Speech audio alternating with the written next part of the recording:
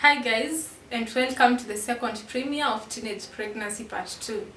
As you can see, today I'm shooting from home.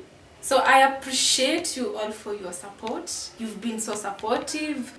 I came across this comment whereby that's when I decided to do the part 2 of this talk. Someone talked about how nowadays our girls, our boys are not taught about sex education from home. And she quoted that at their time, they were being taught about this at home by their grandmothers, by their mothers, by their aunts.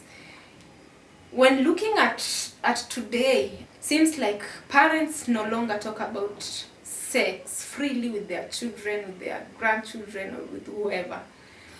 And I feel like, from that comment, I feel like it's the high time that we do so, because it seems like during those days of our mothers, of our aunts, of our grandmothers, such things were not happening.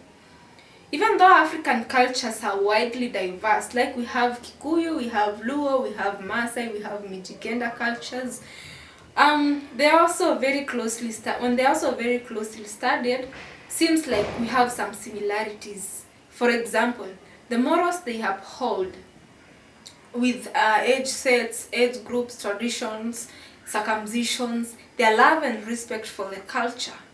I can say African upbringing is significant and contains quality values rich with natural etiquette, which is quite unmatchable.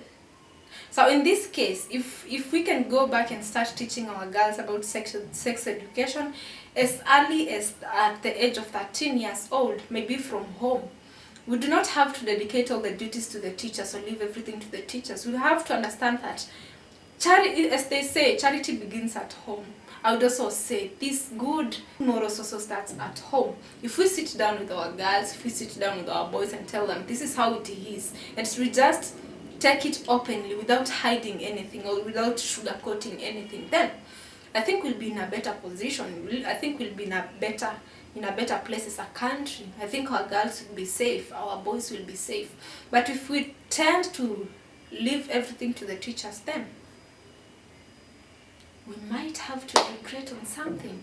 Currently, when sex education is taught in schools, I believe that they usually focus largely on HIV prevention, things to do with abstinence, means students' knowledge of reproductive and sexual health is often limited.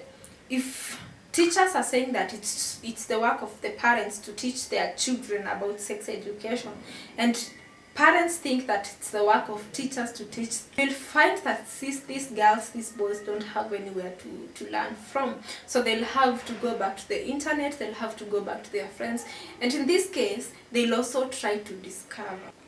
If we do not stand up and fight for sex education to be taught from home, from schools, how are we going to get these girls into hospitals as executives, or even in parliament or senate, or as decision makers or lawmakers?